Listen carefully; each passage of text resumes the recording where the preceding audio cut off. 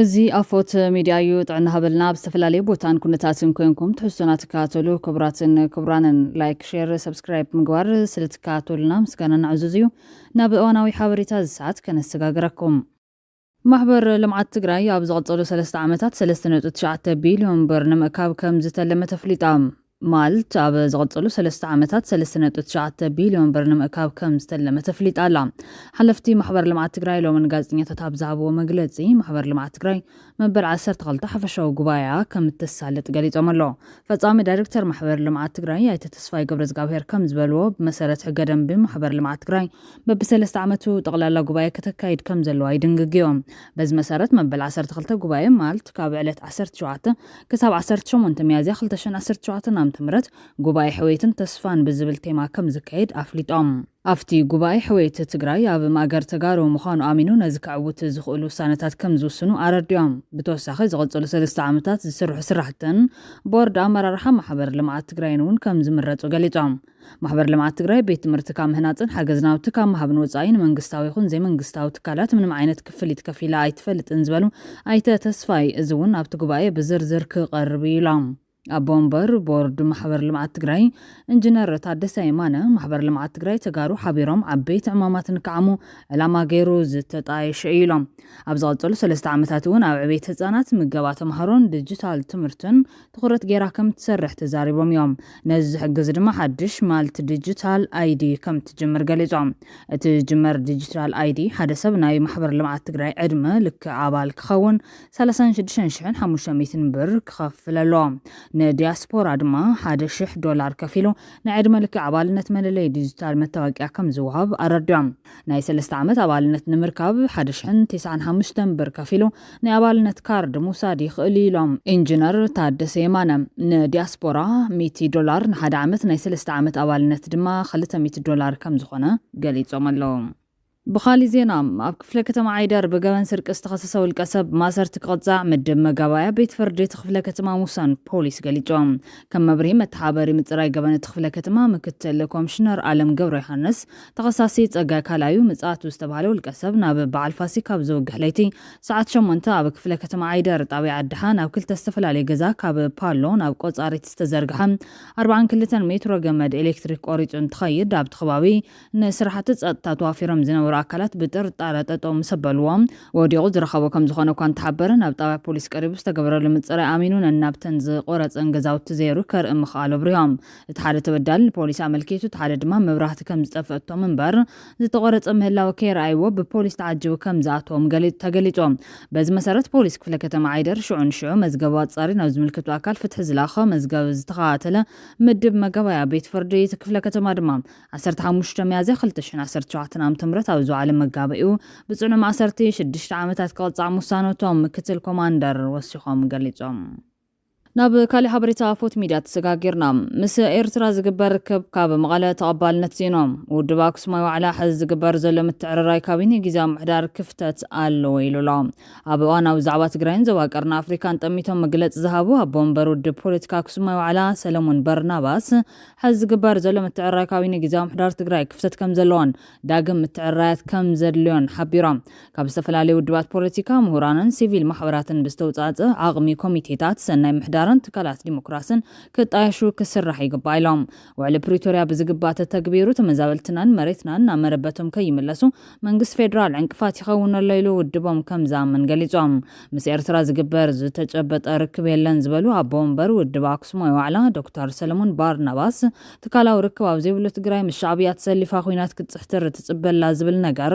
ንህዝቢ ትግራይ ንምሽቃል ዝዝረብ ዘረባ እምበር ሓቃውነት የብሉን ክብል ገሊጾም ሓቃውነት የብሉን ክብል ገሊጾም መንግስቲ ኤርትራ ብጉልበት ዝሓዘ መሬት ትግራይ ለቂቁ ክወፅእ ድማ ውድብ ኣክሱማዊት ዋዕላ ፀዊዖም መንግስቲ ፌደራል ኣብ ስምምዕ ሰላም ፕሪቶሪያ ዝፈረሞም መሰረታዊ ተግባራት ከተግብር ይግባእ ኢሎም መሪሕነት ትግራይ እውን ንዘይምምላስ ተመዛበልትናን መሬትናን ተሓተት እዮም ክብሉ ተዛሪቦም ኣለዉ ኣፈጻጽማ ምፍታሕ ዕጥቅን ዳግመ ጽምበራን ተጋደልቲ ዲዲኣር ኣብ ውዕሊ ፕሪቶሪያ ካብ ዝተበፅሐ ስምምዕ ወፃን ከባቢያዊ ፀጥታን ድሕነትን ዘየገናዘበን እዩ ኢሎም መንግስቲ ኤርትራ ካብ ወሪሩ ዝሓዞም ግዛታት ትግራይ ለቂቁ ክወፅእ ይግባእ ክብሉ ተዛሪቦም ኣለዉ ብኻሊእ ወገን ፕረዚደንት ጀነራል ታደሰ ወረደ ሎሚ ኣብ በር ቤት ጽሕፈቱ ተቃውሞ ከስምዑ ዝውዕሉ መንበሪ ገዛ ከረኽቡ ዝተወደቡ ማሕበራት ብዘይ ሚድያ ከኣትዉ ሓቲቱ ከይኣትዉ ኣጊድዎም ኣሎ። እንተኾነ ግን ሚድያ ገዲፎም ከኣትዉ ፈቃደኛታት ዘይምዃኖም ተገሊጹ እዮም። ብመሰረት ዝተወደብናሉ መምርሒ 4/2011 መንበሪ ክሳብ ዝወሃበና ሕጋውን ሰላማውን ሕቶና ምቕራብ ክንቅጽል ኢና ኢሎም ኣብ ዓርሰ ምትሕግጋዝ ሳልሳይ ዙር 70 ካሬ ዝተወደቡ ኣባላት ብተወሳኺ ዘይተወደብናሉ መምርሒ 9/2017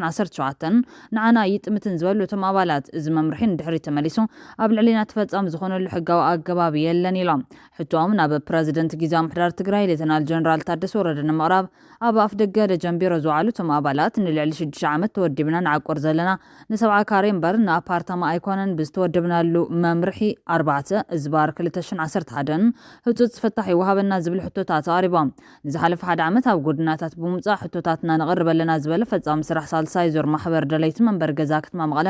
ኣይተሓጋዚ ንጉስ ንፀገምና መፍትሒ ዘብ ኣካል ዛጊድ ኣይረኸብናን ኢሎም ኣብ ትግራይ ዘሎ ፖለቲካዊ ዘይምርግጋዕ ሕቶና ብሰላማዊ ሰልፊ ከነቐርብ እውን ገዲቡና ፀኒሑ ዝበለ ኣይተሓጋዚ ሕዝት ዝነበረ ፖለቲካዊ ፀገም ጊዜያዊ መፍትሒ ረኺቡ ኢልና ንኣምን ሕቶና ናብ ፕረዚደንት ጊዜያዊ ምምሕዳር ትግራይ ሌተናል ጀነራል ታደሰ ወረደ ንምቕራብ ኢና ኣብ ዝተረኺብና ዘለና ኢሎም ኣይተሓጋዚ ኣብቲ ሎም ዝቐረበ ሕቶ ወከልትኹም ብዘይ መራኸብቲ ሓፋሽ እተው ተባሂልና ኢና ዝበለ እንትኸውን ሕቶና ካብ መራኸብቲ ሓፋሽ ዝኽወል ኣይኮነን ዝብል ምላሽ ብምቕራቦም መልሲ ዝሃቦም ኣካል ከምዘየለ ገሊፆም እቶም ወገናት ብመሰረት ዝተወደብናሉ መምርሒ 4/2011 መንበሪ ክሳብ ዝወሃበና ሕጋውን ሰላማውን ሕቶና ምቕራብ ክንቀጽል ኢና ኢሎም ኣለው።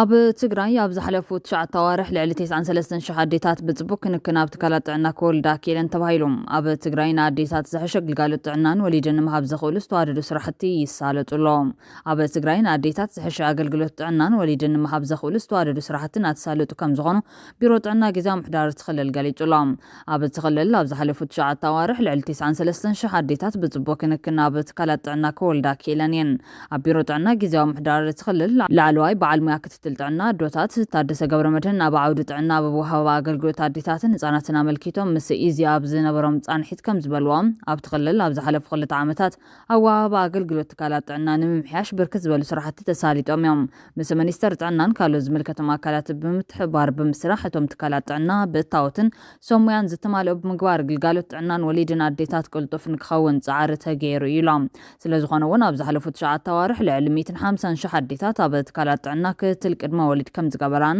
93,700 ኣዴታት ድማ ኣብ ትካላት ጥዕና ከም ዝወለዳን ገሊፆም ሚኒስተር ጥዕና ምስ ዝምልከቶም ኣካላት ብምዃን ኣገልግሎት ጥዕና ኣዴታት ንምዕባይ ንሰሙያ ስልጠና መዕበይ ዓቕሚ ምሃብ ሓዊሱ ደገፍ በጀት መድሓኒት መሳርሕታት ሕክምናን ተሽከርከርትን ከም ዝገበረ ተዛሪቦም እዮም። ካብ ዜናታት ወጻኢ መራሕቲ ጅቡትን ግብፅን ኣብ ፀጥታ ቀይሕ ባሕሪ ብምትኳር ተመያይጦም ፕረዚደንት ግብፅ ዓብደል ፋታሕ አልሲሲ ኣብ ጅቡቲ ናይ ሓደ መዓልቲ ወግዓዊ ናይ ስራሕ መብፅሕ ኣካይዶም እቲ ፕረዚደንት ብ23 ሚያዝያን ኣብ ጅቡቲ ኣብ ዝኣተወሉ መዘኑ ፕረዚደንት ኢስማዒል ዑመር ጊሌ ምዉቕ ኣቀባብላ ገይሩሎም ክልቲኦም መራሕቲ ኣብ ዝገበርዎ ርክብ ኣብ ህልው ኩነታት ዞባ ቀይሕ ባሕርን ጋዛን ብምትኳር ተመያይጦም ብፍላይ ኣብ ፀጥታ ቀይሕ ባሕሪ ሁቲ ናይ የመን ፈጢርዎ ዘሎ ስጋትን ምስዚ ክሊማ ማይ ተኣሲሩ ኣብ ዞባ ቀርኒ ኣፍሪካን ፀላሊ ዘሎ ደበና ኩናትን ብዝምልከት ዓሚቕ ምይይጥ ከም ዘካየዱ ተሓቢሮም ሁቲ ናይ የመን ኣብ ቀይሕ ባሕሪ ብዘካየዶ ዘሎ መጥቃዕቲ መራኸብ ግብፂ ዓመታዊ ካብ መትረብ ስዊዝ እትረኽቦ ዝነበረት ናይ ታሪፍን ካልኦት ኣገልግሎታትን ኣታዊ ብ$700 ሚልዮን ከም ዘንቆልቆልያ ትገልጽ ኣብ ርእሲ እዚ ብጉዳይ ኣጠቓቕማ ናይል ንልዕሊ ፍርቂ ዘመን ምስ ግብፂ ክትቃዶ ዘይካለት ኢትዮጵያ ኣፍ ደገ ባሕሪ ንምውናን ትገብሮ ዘላ ዘመተ ንግብፂ ካሊእ ዘየደቅስ ኩነታት ፀጥታ ባሕሪ እዮም ፕረዚደንት ግብፂ ናብ ጅቡቲ ክበፅሕ ኣብ 4 ዓመታት ንኻልኣይ እዋኑ እዮም ፕረዚደንት አልሲሲ ኣብ ጉንበት 2021 ናብ ጅቡቲ ዝበፅሐ ናይ ፈለማ መራሒ ግብፂ ምዃኑ ይዝከር እቲ ፕረዚደንት ኣዲሙን ምስ መራሕቲ ኤርትራን ሶማልያን ተመሳሳሊ ርክባት ከካይድ እንከሎ ብፍላይ ምስ ኤርትራ ቀይሕ ባሕሪ ዘየዋስነን ሃገራት ኣብ ፀጥታ ትኽልማይ ከይሳተፋ ዝብል ስምዕ ከም ዝኸተሙሉ ይፍለጥ እዮም ኢትዮጵያ ኣብ ደገ ባሕሪ ንምርካብ ክትካይዶ ዝፀንሐት ፈተነታት ክትህቦም ዝፀንሐት መግለጽታትን ዲፕሎማስያዊ ምትፍናንን ወጥረን ምስዓቡ ከም ዘለዎ ይፍለጥ ኣብ ዝሓለፈ ዓመት ኣብ ገማግም ወሽመጥ ዓደን ወደብን ወታደራዊ ማዕስከርን ክትረክብ ዘኽእላ ሰነድ ምርድዳእ ምስ ሶማሊላንድ ምፍርራም ነታ ሞቃዲሾ ዝርከብ መንግስቲ ከም ዝወጣ ይዝከር እቲ ሓያል ተቃውሞ ዝገጠሞ ስምዕ ንሉዓላውነት ሶማልያ ዝዳፈር ዝበለት ግብፂ ንሞቃዲሾ ንምድጋፍ ወታደራዊ ስምዕ ክትፍርም ኣገዲድዮም ኣብ ወርሒ ጥቅምቲ ኣብ መንጎ ኤርትራ ግብፅን ሶማልያን ዝተፈረመ ስሉሳዊ ስምዕ ኣስመራ እውን ንጥሙሕ ድሌታት ኢትዮጵያ ንምግታ ዝዓለመ ምንባሩ ይፍለጥ እዮም ብሰንኩ ድማ መንጎ ክልቲአን ዝነበረ ዝምድና ናብ ዝኸፍአ ደረጃ ወሪዱ ነይሮም ብመንጎኝነት ቱርኪ ኣብ ዝተበፅሐ ስምምዕ አንካራ እዩ ናብ ንቡር ናይ ምምላስ ኣንፈት ከረጃሚሮም ኤርትራ ብወገና ብዛዕባ ኣፍ ደገ ቀይሕ ባሕሪ ክቐርብ ንዝፀንሐ መግለፅታትን ሙግትን ኢትዮጵያ ክትቃወሞ ፀኒሓ እያ እቲ ጉዳይ ነቲ እናሓርፈፈ ዝመፅእ ዝነበረ መንጎ ክልቲአን ሃገራት ዘሎ ዲፕሎማስያዊ ዝምድና ናብ ደርባ ቃላትን ወጥርን ከምርሕ ገይርዎ ኣሎ ኣብ ካናዳ ከተማ ካልጋሪ ኣብ ባራብ ዝተፈጠረ ባስን ዕግርግርን ጥይት ተኩሱን ሓደ ኤርትራዊ ዝቐተለ ዮሴፍ ዳንኤል ሓጎስ ዝተባለ ወዲ 24 ዓመት ኤርትራውን 8 ዓመታት ክእሰር ተፈሪዶም ዮሴፍ ዳንኤል ሓጎስ ኣብ 25 ታሕሳስ 2022 ወጋሕታ ቤላ ዝተባለ ቤት ምግብን መስተን ኣብ ዝተፈጠረ ባሲ ምስ ሳሙኤል ወልዳይ ሃይለ ምስሓብ ከም ዝኣተው ተመልኪቶም ድሕሪ ዝተወሰነ ደቂቕ ድማ ዮሴፍ ናብ ግዳም ብምውፃእ ሽጉጥ ናብ ሳሙኤል ብምንቕናቕ ጥይት ተኩሶም ሳሙኤል ናብ ክሽነ ካድም ተፈተነ ካብ ጥይት ከምልጥ ስለ ዘይከኣለ ዘልሓጢሉ ወዲኦም ብመኪና ጽዕኖም ናብ ሆስፒታል ምስ ወሰድዎ ድማ ዓሪፎም ወዲ 24 ዓመት ሳሙኤል ወልዳይ ሃይለም ኣብ ኢትዮጵያ 7 ዓመታት ተዓቂቡ ዝጸንሐ ኤርትራዊ ስደተኛ ኮይኑ ብናይ ስድራቤት ስፖንሰር ናብ ካናዳ ካብ ዝኣቱ ሓደ ዓመት ጥራሕ እዩ ኣውፂሩ ነይሮም ዮሴፍ ዳንኤል ሓጎስ ብወገኑ ኣቐዲሙ ብኻሊእ ገመን ተኸሲሱ ን24 ሰዓታት ኣብ ናይ ገዛ መሓዩር ክጸንሕን ኣብ እግሩ ድማ ንምንቅስቓሳቱ ዝሕብር ኤሌክትሪካዊ መሳርሒ ጂፒኤስ ክግጠመሉ ዝተፈረደ ምንባሩ መርበብ ዜና ሃገር ሲቢሲ የመልከት ቤት ፍርዲ ብሶሉስ 22 ሚያዝያ ብዝሃቦ ብይን ኣቐዲሙ ብኻልኣይ ደረጃ ቅትለት ተኸሲሱን ዝነበረ ዮሴፍ ክሱ ናብ ዝሐሸ ገበን ወሪዱ ን8 ዓመታት ክእሰር ወሲኖም ክቡራትን ክቡራንን ካብ ኣፎት ሚድያ ዝተዳለወት ሕዝቶ ሰዓት ኣቅሪብና ዛዚምና ላይክ ሼር ሰብስክራይብ ምግባር ቤተሰብ ኣፎት ኩኑ ሰናይ ግዘን ምና